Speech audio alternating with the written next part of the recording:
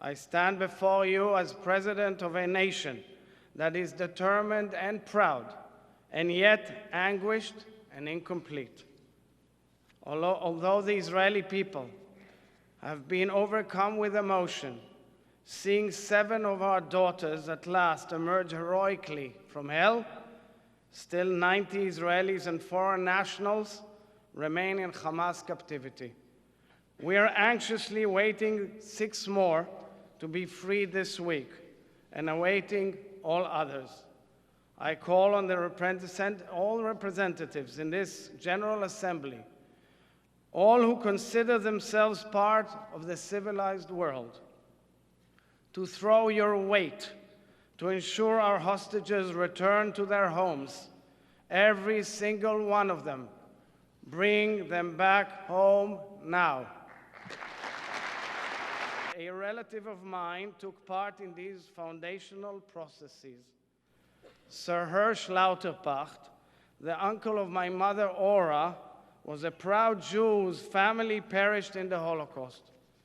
He served on the team that prosecuted the Nuremberg trials against Nazi leaders and officials who plotted and executed the greatest genocide in the history of humankind, the genocide of the Jewish people, the Shoah. Professor Lauterpacht helped establish the International Court of Justice, later serving on its bench as a judge. The man who saw with his very own eyes in the Nuremberg courtroom the cruelest of human beings, the Nazis who annihilated his family and sought to erase his people, this man was also the one who first formulated the legal definition of crimes against humanity. He did so out of deep faith and hope that the international institutions will forever be committed to preventing these heinous crimes from ever happening again to the Jewish people or any other people, and committed to delivering justice for the sake of all humanity. The sigh of our hearts, our loved ones, women and children, rather than fulfilling its purpose and fighting courageously against a global epidemic of jihadist, murderous, and abhorrent terror, time and again this assembly has exhibited more bankruptcy. International forums and institutions, such as the International Criminal Court, opt for outrageous hypocrisy and protection of the perpetrators of the atrocities. They blur the distinction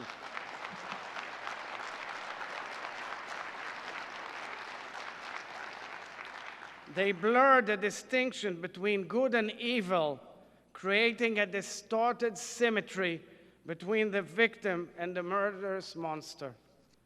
I ask you, how is this possible? How is it possible that international institutions, which began as an anti-Nazi alliance, are allowing anti-Semitic genocidal doctrines to flourish uninterrupted in the wake of the largest massacre of Jews since World War II?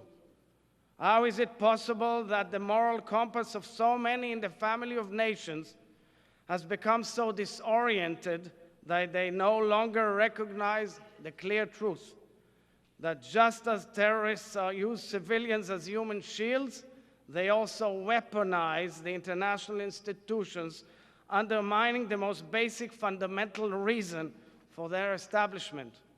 How is it possible that the same institutions established in the wake of the greatest genocide in history, the Holocaust, are manipulating the definition of genocide for the sole purpose of attacking Israel and the Jewish people?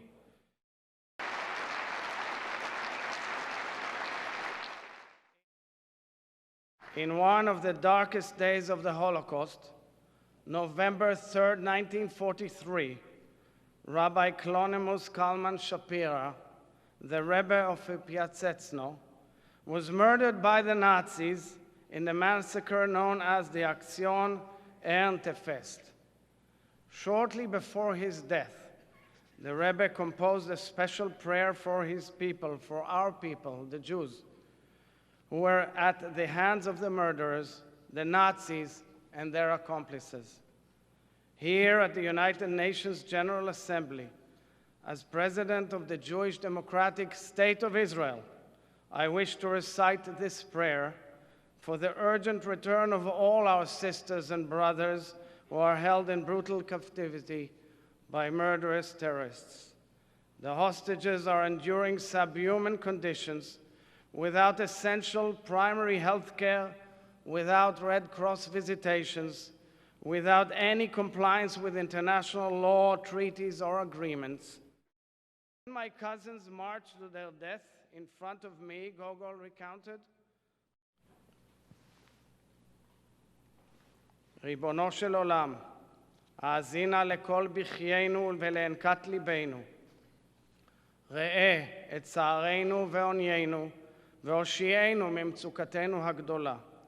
קרובי נפשנו, נשים וילדים, אבות ואימהות, אחים ואחיות, ושאר אחינו בני ישראל, נעקרו מתוכנו, הם לוקחו בשבי, ועקבותיהם לא נודעו. היה נא אתה, אל שדי, מגינם של כל השבויים, שמור עליהם מכל צרה וצוקה. תן להם כוח לעמוד בעינויים, ואמצא להם חיות, למען יזכו לשוב אל משפחותיהם. אמן.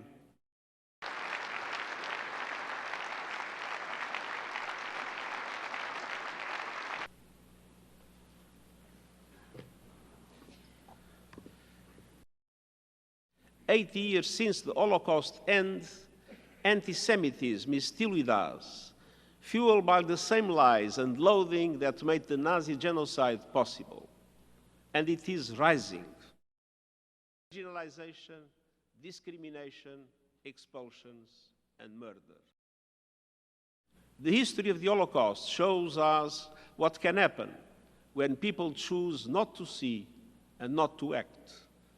And the Universal Declaration of Human Rights prescribes that every individual and every organ of society shall strive by teaching and education to promote respect for these rights and freedoms.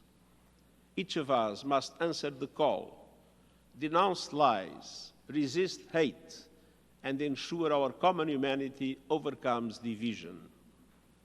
These causes are at the very core of the United Nations. We will never forget, and we will never waver in that fight.